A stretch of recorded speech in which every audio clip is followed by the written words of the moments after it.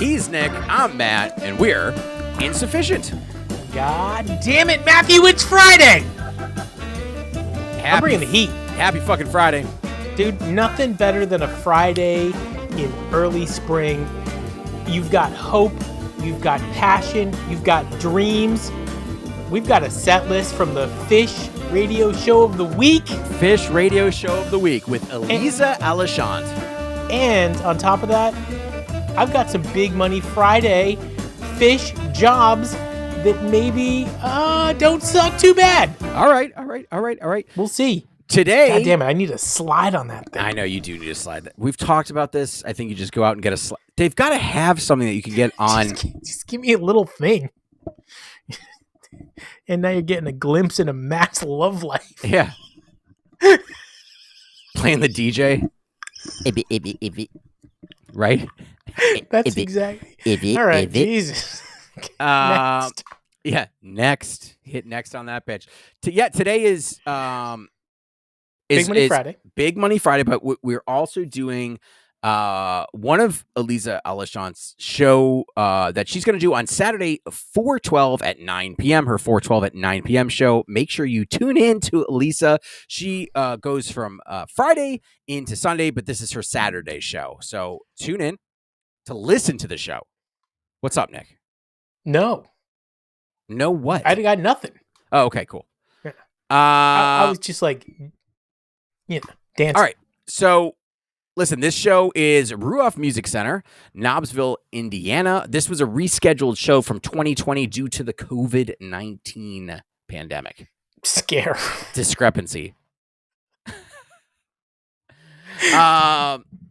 Really cool show. Yeah. I loved it. I actually think this was a solid as fuck show. So opening up with Crowd Control. So strong opener with a punchy anthemic mic vibe, lyric foreshadowing theme in Army of One and Wave of Hope. Interesting. I didn't know they did that, but apparently they did in Crowd Control. Sounds good. I remember this show. Zappity-doo. Yep. So my kid was, around 7 or 8 months when this show came out, or when they performed it, and I couch toured all summer. It was great. Crowd Control for me is an opener that you and I never talk about, but in the 3.0, 4.0 era, it is one of their best. You're in for a good show anytime Crowd Control comes on. Let's go. Let's do it. And then following up with some grab ass, Poor Heart, energetic, fiery mic solo too in this, man. Which is about time. That's the way it was. That's the way it should be. Showcase the band. Everybody gets 30 seconds to, everybody play gets a ride. Cowboy up. Jesus Christ. And then you, go to the next song. That's right. In this case. Coming in funky and tight with Trey delivering smooth melodic leads with the MoMA dance. I want to pretend like I'm not excited about the MoMA dance because there's a lot of Page on the space box, and I love when Page is a little more melodic. So fucking good. Such a great song. He's like scratching it up. You can't. Nobody can see me. If anybody's watching this, I'm doing the Page. The number of people that watch on YouTube is actually pretty high, and you could turn that into the clip of the week. The Page of the week. The Page of the week. I'm always ready to accept a MoMA. I'm always ready to accept a Ghost. That is a very Matt song for sure. 100%. Yeah. Following up with Back on the Train. Laid back groove builds into a soaring Trey solo with a sustained peak note. That seems to be Back on the Train's fucking MO. Listen, sounds like Back on the Train. Here's the thing. Okay. I liked this song for a long time. I think it's some of my I love the lyrics a lot too. I just think they just kind of wore the shit out of it recently. They play it, this and Twist, they play all the time. I think the drum beat's too stale for me to be excited about the train beat for 12 minutes. I feel like it doesn't showcase the band well. It doesn't. It just doesn't need to. I think the thing is, it doesn't need to go on as long as they have it go on as long. Tighten it up. Zip it up. Army of One, another rare Undermine cut, emotionally charged and well placed. This is a bust out. Yeah, sure. man. And I love hearing. I like it when they put Paige in the front. Dude, you got we to should put we Paige should in we the should front. have a shirt that says nobody puts Paige in the back. corner. Yeah, Paige in the corner. Nobody. But then it's got the line up and Pages in the corner. Yeah. He's got that look. I wish if Paige ever graces us on the show and we have to ask he's got to be the questions. first one. I feel like Paige has to be the first one. I think Mike would be the first one because he's like, really? I don't know these guys. I pay no attention to the world around me. How bad could this be? Mike, it could be bad. But what I'm saying here is if Paige came on and we had to ask him serious questions, I do want to know what changed the 90-degree swing for the piano from facing Trey to facing the audience. And I also want to know how come the organ went from being next to the piano to 90-degree turn being away. The grand still faces Trey. No, the grand piano faces the audience. Well, it faces Trey and the audience. It is directly into the audience. I don't think so. It's 100%. You always said Paige side. When you said Paige side, it looks like it's twisted. It's not. It's due north from the stage. No, okay, so no, it's cocked. Dude, you're cocked. Not yet. Give it time, motherfucker. Bouncing around the room. Yeah. Great song. A good breather. Yeah. Between Army One and then you're coming up with my wife's favorite song, Yamar, Loose and Joyful, with Trey playfully ad-libbing lyrics. Play it, Leo. We know why. We know as if he doesn't say that every time. Dude, Leo is like the most and Cactus. A lot of songs in the first set. Let me tell you something. They played Bouncing 5 times last year. I'm hoping they play it 5 more times this year. It's not even about bouncing. I'm just saying there's a lot of songs in this first set.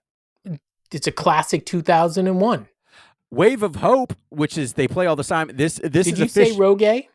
Oh man, I can't believe I skipped it. Rogue standout version, man. I was gonna say, is this on the fucking jam chart? Yeah, a little slower tempo, psychedelic jam, and a transcendent peak, man. I love Rogue. I will take a Rogue all day long. Yep. The circus is the place for me with bears and clowns and noise. I like the lyrics. A Wave of Hope, Phish debut, Trey solo only trip track. I don't know what that means. Trey solo lonely trip track. Excuse me. Lonely Trip is the album that Trey put out in 2020, which was cool. Thank you, Trey. I appreciate. That's all right. I call it a cover because it debuted with Tab. However, this is the Phish debut of a song that I kind of like. It's not like my super favorite new song, but for a song less than 5 years old, anytime Wave of Hope is played, I'm excited. And they play it, 2 for 1 to bouncing around the room. So let's go. Are you ready for the set highlight, man? Stash? Dude, such ready. Exploratory type 2 jam. Kind of veering into the dark grooves before Jabu, like Resolution. I don't know if all of that was in English, but a dark stash and followed by a dark cavern is a great way to end a show. And I would expect nothing less from a set 1 crowd control opener. I think it's rare that there's a stash and a cavern. Yes. Yeah, but they were both dark to me. Only 8 times ever played like that. So instead of us doing the 15-minute Phish set break before we do set 2, I'm going to do 2 of the band members' side gigs. Does that work for you? Yeah. Okay. Do you want me to do it now? Yes. Okay, cool. Trey Anastasio opens up a shop called Certified Jam Therapist. And when you go into the shop, Trey walks around with you, here's your life's problems, and then prescribes to you jams that will help make you feel better. Like raspberry, boysenberry. You know, you're particularly Okay. low. There's some marmalade, and it's called Jam Therapy by Trey. I like that That's one. not bad. That's pretty good. I mean, look, when I do the international jams, I think about jam a lot. Like And that's where Jam? that jam. No, not like Pearl Jam, but like Jam Jam. You love fucking Pearl Jam. Don't even lie. The band Pearl Jam is okay. Dude, the best is that LinkedIn fucking video. Yes, so good. I love it. Set to Everything's Right. Tour's first 20-minute version, spacey, patient improv with shimmering na-na-na refrains. Simple Tease by Trey. Duh. Simple Tease. I like Everything's Yesterday, Right. you asked a question, what's the best set to? And the best set to is from 94, opens up with Simple, goes into Mike's, and then it is all uphill from there, baby. What's the use to follow that up? What's the use of following that up? Or no, what's the use followed that up? That followed it up. Oh, gotcha. Okay. Tough crowd. It was good. This is a tough one. You know, I could take it or leave. What's the use? It has its place. It has its place. Following up with Cross-Eyed and Painless. Let's go. Yeah, you know, I know that you love this song. I just don't get it. Lately, there have been a lot of Cross-Eyed and Painlesses in the shows we've been talking about. And they don't play it nearly as much as we talk about it. No. Well, yeah, they kind of do. And can you believe that they played Can You Hear Me Knockin' in there? Because they did. He loves that fucking song, dude. Can you hear me knocking? Can you hear me knocking? Back to What's the Use? Brief reprise. Nice. I remember this. Yeah, it's great. A brief reprise, and then we get a Down with Disease. Would you believe if I said it was unfinished? No. I would be shocked if it was finished. Had a cross-eyed tease in it, man. Nice. I like to see that we're really playing good off of each other today. It's awesome. What are you talking about? We're doing great. It's Friday. Nice. Dude, nice. everybody listening to the podcast has a window down. Our volume is way too loud. You guys should turn it down. You're going to crash. No, turn it up. Turn it up. Yo, is that Freedom Rock, man? Turn it up to 12, 11, maybe. Oh my God. Following up with Nick's favorite song, Waiting in the Velvet Sea, and I guess Paige is waiting there for somebody. What's wrong? The computer glitched on my end. I thought something happened, but you don't have to react. Don't react when that it glitches all the time for you. React. No, it glitches all the time with you. You get stuck and you're like, no, that's me. I do that. yeah, no, that's my face, man. I'm a natural glitchy guy. And then we did it end stop. And then we end the show with Possum. I'm not doing it. It's glitching. I know, but don't be worried about it. It'll come through. I was riding down the road one day. I have a hot take. Are you ready for this? Sure. I know that's what we do. It's a confession from Mike. When he says someone hit a possum, he hit a possum. Yeah. And I don't someone think hit a possum. No, I think it was that old guitarist that hit the possum and then fucking ate the thing afterwards. Dude, Jeff Hornsberth. Is that really his last name? It's Horn something. Yeah. Machine Gun Trey, long, tall glasses teases Pay and Trey, and it's just a killer peak in this fucking song, man. And this is a weird Possum encore. Is their best song. This is a weird encore. Drift while you're sleeping. I'm bummed. Not the way I would have wanted the night to end. I'm bummed if this is my encore. No. Couple of side notes on this. Debut, Wave of Hope. Teases Simple in Everything's Right. Okay. Cross-Eyed in Down with Disease. Yep. Long, Tall Glasses, Leo Sayer in Possum. I guess the Jam Charts version on this is Stash, Everything's Right, Cross-Eyed and Painless. So there you go. This show did not get a great rating. 3.7. Ooh. Not good. I would have thought it would have gotten more than that. I think it deserves more than that. You think so? Yeah, I think with all the teases and I don't know, maybe people just didn't like the set list. Let me tell you something. I think that and I mean this nicely, but since, the pandemic, people are just grumpy. And I think in 2021, they expected more. And this was a great show. This is easily a 4-1, 4-2. I feel all like day. you're trying to put it at a 4.6. No, it's not a 4-6. 4-6s are rare. I don't even know how the rating system works, but it's not a 4-6. It seems like they have a picture of this place. This seems like a kind of a cool venue. I'm not going to lie. Yes. You almost ate the fucking mic. I get so excited because, like, I think about A, Phish, and B, our podcast most of the time. Like, if I'm walking the dog or I'm driving in the car and, like, I'm not on the phone talking to somebody about work or whatever, I'm, in the back of my head, I'm always kind of turning around Phish thoughts. Thinking about us. Yeah, thinking about what would be interesting for John Q listener out there.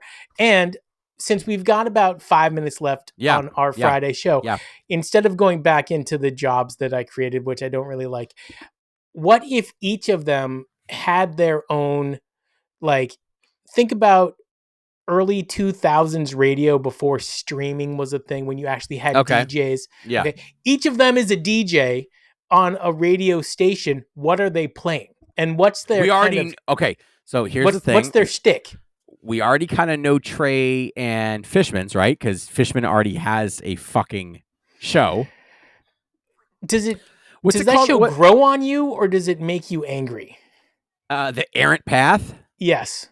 That doesn't make me angry. Why would it make you angry? So the name of his show infuriates me. You've been doing a job that has paid you millions upon millions of dollars since you were 19.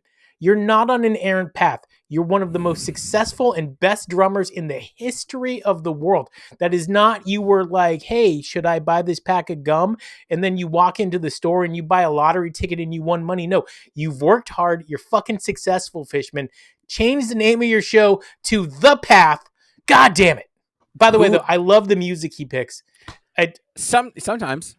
I didn't like it as much. Trey's got his own too, right? Headbands, right? Did he do that? Was that him? No, that's Ari. Did his but Ari he did his headbands. he did his own. He DJ'd. I think it was like stream of conscious DJing, where they just set up a studio in the rubber jungle, and Trey came in, turned on a microphone, and then started playing songs from his iPhone and talking into the mic. That was the greatest part of like 2020 for a lot of people, including this guy. I loved it. It was good. Question of the day. Okay. If you could erase one song from Phish's repertoire forever, which one would it be? Anybody who says Tweezer.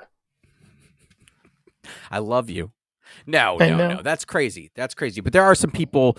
Somebody said the other day that they wish that they did erase that they never played it again. If you erase it from the repertoire, is it not just gone from the future, but it's also gone from the past? Correct. So it's never been played. Never will be played. Let's not go too deep into that. Oh, come on. It's a I mean, that's a podcast. I know, what we do. Like, we go deep. All right. So what's Mike's radio? Is he doing bluegrass somewhere? Is he all doing klezmer music all day long? Dude, that's your station. I don't know how you set up like a stream station, but I will set you up, and that can be your thing. I don't want to play. I don't know what he would do. I feel like it would be like really weird shit. It would be like a guy that plays like those little honking horns and like, and like somebody on the glasses that like rubs his fucking fingers over the glass. Like he's into stuff like that. I feel like it would be hair metal. No, that would be Paige. The Paige is doing like death hair metal. Yes, Pantera. That's not hair metal. What's hair metal? Like, fucking Poison. Motley Crue. Dude, I would love nothing better than watching Paige rock out to fucking Warrant. Right? He probably, dude, honestly, they probably all really like that shit. I'm not gonna lie. Dude, you turn it on and Paige is Quiet gone like Riot? the ghost of Christmas past. He's like, yo, Quiet Riot's on, motherfucker. Dude, Quiet Riot, that's awesome. Why? Yeah, that's what you listen to. No, not every day. Well, most days. Yes. Well, so that's true. I think that most of them listen to. I think they like hair metal. They grew up with during that time. Motley Crue, Poison, Bon Jovi, Def Leppard. Okay, come on. Paige Guns is rocking Guns Def N' Leppard. Roses. Now that's tier 1. Tier 2, we've got Rat, Cinderella, Warrant, Skid Row, and Dokken. Dude, Cinderella, that's a band. It is. Yeah. No, I know. Yeah. I had their singles. Underrated cult favorites: Twisted Sister, Wasp, L.A. We're Guns. We're not gonna take it. L.A. Guns, Quiet Riot, White Lion. Okay. And then honorable mentions: Britney Fox, Slaughter, Trickster, and Vixen. Trickster. I've never. Ooh, I got you good. You thought I was a man, but I'm not. He's Matt. I'm Nick. This was Insuphishient. Did you ever have those like tight ass fucking spandex pants? No. I got them now though. And I'm wearing them today. Ew. If you got up and you had that nice shirt on it. You got that nice shirt on. Did and you those tight fucking pants? You got that nice shirt on. And the spandex are tight. But oh my god! I feel like if you stood up, you ever seen a Boston? You ever seen like a French bulldog stand up on its hind legs? I've seen that meme. That's true. Is that you? What is it? Men over 40 in skinny jeans? Yeah. Which member of the band is most likely to wear skinny jeans, and why is it Mike? Because he wears skinny jeans. Guy fucking likes pulling it close to his crotch.